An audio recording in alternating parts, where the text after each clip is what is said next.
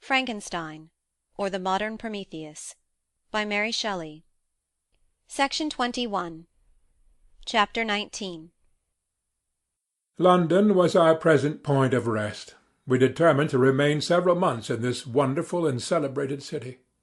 Clerval desired the intercourse of the men of genius and talent who flourished at this time, but this was with me a secondary object. I was principally occupied with the means of obtaining the information necessary for the completion of my promise, and quickly availed myself of the letters of introduction that I had brought with me, addressed to the most distinguished natural philosophers. If this journey had taken place during my days of study and happiness, it would have afforded me inexpressible pleasure. But a blight had come over my existence, and I only visited these people for the sake of the information they might give me on the subject in which my interest was so terribly profound. Company was irksome to me, and I could thus cheat myself into a transitory peace. But busy, uninteresting, joyous faces brought back despair to my heart. I saw an insurmountable barrier placed between me and my fellow men. This barrier was sealed with the blood of William and Justine, and to reflect on the events connected with these names filled my soul with anguish. But in Clerval I saw the image of my former self. He was inquisitive and anxious to gain experience and instruction.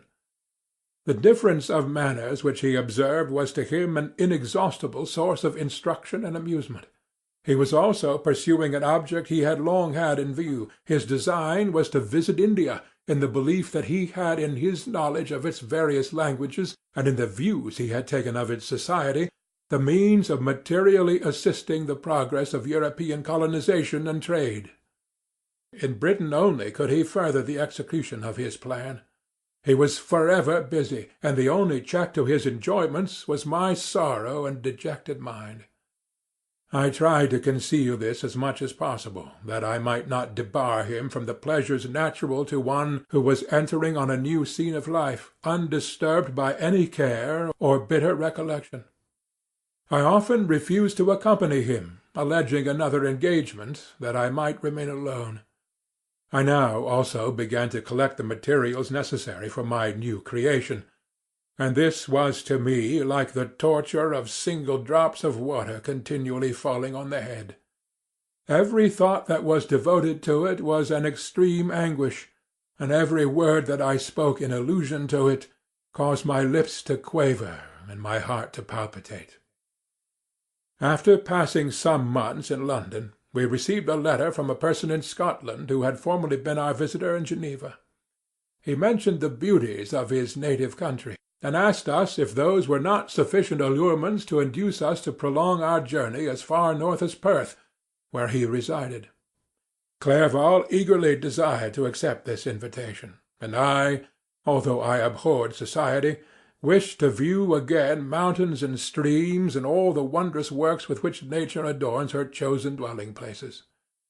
We had arrived in England at the beginning of October, and it was now February. We accordingly determined to commence our journey towards the north at the expiration of another month. In this expedition we did not intend to follow the great road to Edinburgh, but to visit Windsor, Oxford, Matlock, and the Cumberland Lakes, resolving to arrive at the completion of this tour about the end of July. I packed up my chemical instruments and the materials I had collected, resolving to finish my labours in some obscure nook in the northern Highlands of Scotland. We quitted London on the 27th of March, and remained a few days at Windsor, rambling in its beautiful forest. This was a new sense to us mountaineers. The majestic oaks, the quantity of game, and the herds of stately deer were all novelties to us. From thence we proceeded to Oxford. As we entered this city, our minds were filled with the remembrance of the events that had been transacted here more than a century and a half before. It was here that Charles I had collected his forces. This city had remained faithful to him, after the whole nation had forsaken his cause to join the standard of Parliament and liberty. The memory of that unfortunate king and his companions, the amiable Falkland, the insolent Goring, his queen and son, gave a peculiar interest to every part of the city which they might be supposed to have inhabited. The spirit of elder days found a dwelling here, and we delighted to trace its footsteps.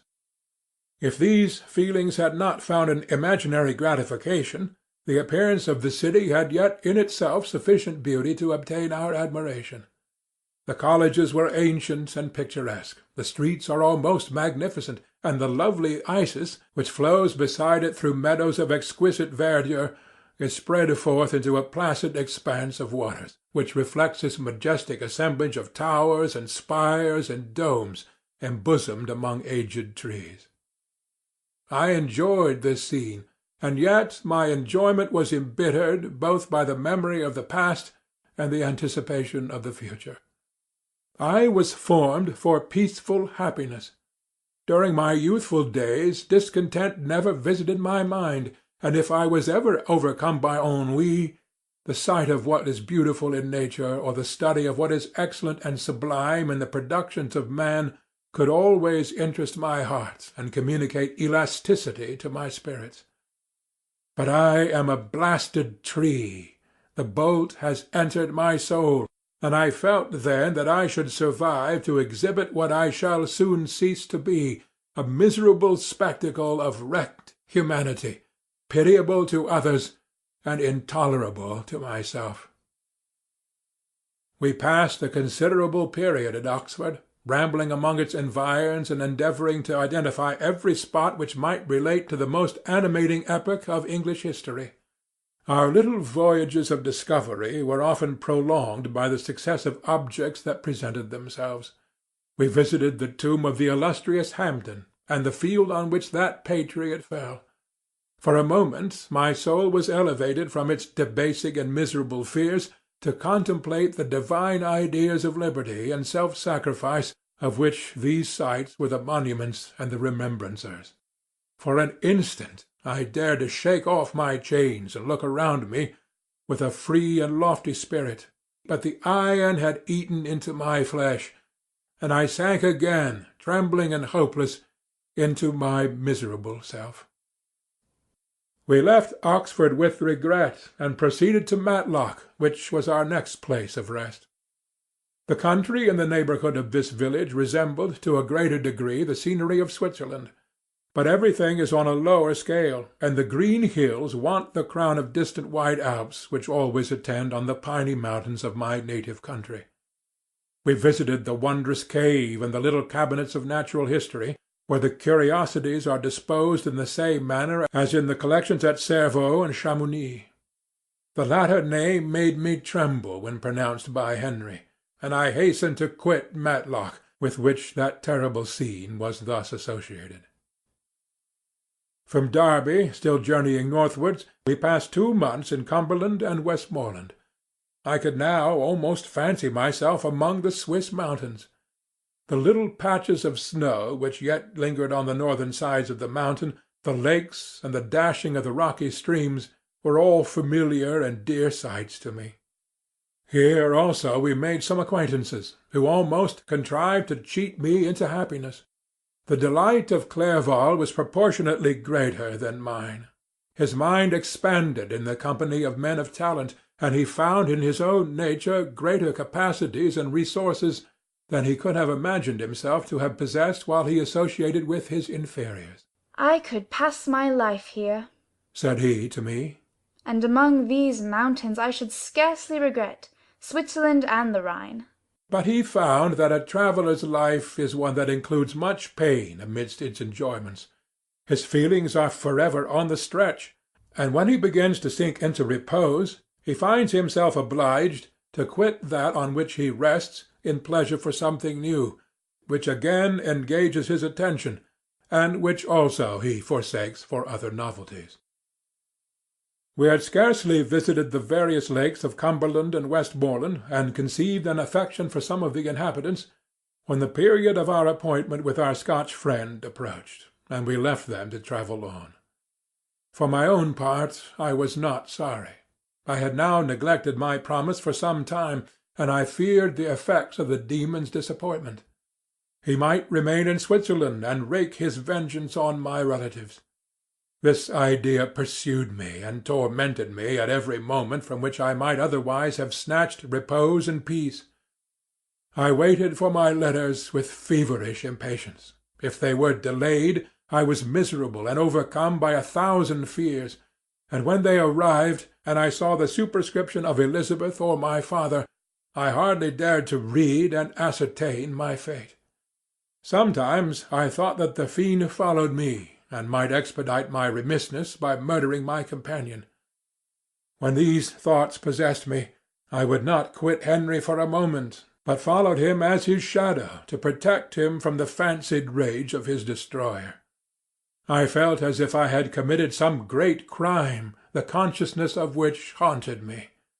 I was guiltless, but I had indeed drawn down a horrible curse upon my head, as mortal as that of crime. I visited Edinburgh with languid eyes and mind, and yet that city might have interested the most unfortunate being. Clerval did not like it so well as Oxford, for the antiquity of the latter city was more pleasing to him. But the beauty and regularity of the new town of Edinburgh, its romantic castle and its environs, the most beautiful in the world, Arthur's Seat, St. Bernard's Well, and the Pentland Hills, compensated him for the change, and filled him with cheerfulness and admiration. But I was impatient to arrive at the termination of my journey. We left Edinburgh in a week, passing through Cupar, St. Andrews, and along the banks of the Tay to Perth, where our friend expected us. But I was in no mood to laugh and talk with strangers, or enter into their feelings or plans with the good humour expected from a guest, and accordingly I told Clerval that I wished to make the tour of Scotland alone. "Do you," said I, "enjoy yourself, and let this be our rendezvous. I may be absent a month or 2, but do not interfere with my motions, I entreat you. Leave me to peace and solitude for a short time, and when I return I hope it will be with a lighter heart, more congenial to your own temper." Henry wished to dissuade me, but seeing me bent on this plan, ceased to remonstrate. He entreated me to write often. "I had rather be with you," he said, "in your solitary rambles, than with these Scotch people whom I do not know. Hasten then, my dear friend, to return, that I may again feel myself somewhat at home, which I cannot do in your absence." Having parted from my friend, I determined to visit some remote spot of Scotland and to finish my work in solitude. I did not doubt but that the monster followed me, and would discover himself to me when I should have finished, that he might receive his companion. With this resolution I traversed the northern Highlands, and fixed on one of the remotest of the Orkneys as the scene of my labours. It was a place fitted for such a work, being hardly more than a rock whose high sides were continually beaten upon by the waves. The soil was barren, scarcely affording pasture for a few miserable cows and oatmeal for its inhabitants, which consisted of 5 persons, whose gaunt and scraggy limbs gave tokens of their miserable fare. Vegetables and bread, when they indulged in such luxuries, and even fresh water, was to be cured from the mainland, which was about 5 miles distant. On the whole island there were but 3 miserable huts, and one of those was vacant when I arrived. This I hired. It contained but 2 rooms, and these exhibited all the squalidness of the most miserable penury. The thatch had fallen in, the walls were unplastered, and the door was off its hinges. I ordered it to be repaired, bought some furniture, and took possession, an incident which would doubtless have occasioned some surprise, had not all the senses of the cottagers been benumbed by want and squalid poverty. As it was, I lived ungazed at and unmolested, hardly thanked for the pittance of food and clothes which I gave, so much does suffering blunt even the coarsest sensations of men. In this retreat I devoted the morning to labour, but in the evening, when the weather permitted, I walked on the stony beach of the sea to listen to the waves as they roared and dashed at my feet. It was a monotonous yet ever-changing scene. I thought of Switzerland. It was far different from this desolate and appalling landscape. Its hills are covered with vines, and its cottages are scattered thickly in the plains. Its fair lakes reflect a blue and gentle sky, and when troubled by the winds, their tumult is but as the play of a lively infant when compared to the roarings of the giant ocean. In this manner I distributed my occupations when I first arrived, but as I proceeded in my labour, it became every day more horrible and irksome to me. Sometimes I could not prevail on myself to enter my laboratory for several days, and at other times I toiled day and night in order to complete my work. It was, indeed, a filthy process in which I was engaged. During my first experiment, a kind of enthusiastic frenzy had blinded me to the horror of my employment. My mind was intently fixed on the consummation of my labour, and my eyes were shut to the horror of my proceedings. But now I went to it in cold blood, and my heart often sickened at the work of my hands. Thus situated, employed in the most detestable occupation, immersed in a solitude where nothing could for an instant call my attention from the actual scene in which I was engaged, my spirits became unequal. I grew restless and nervous. Every moment I feared to meet my persecutor. Sometimes I sat with my eyes fixed on the ground, fearing to raise them lest they should encounter the object which I so much dreaded to behold. I feared to wander from the sight of my fellow creatures, lest when alone he should come to claim his companion. In the meantime I worked on, and my labour was already considerably advanced. I looked towards its completion with a tremulous and eager hope, which I dared not trust myself to question, but which was intermixed with obscure forebodings of evil that made my heart sicken in my bosom. End of Section 21.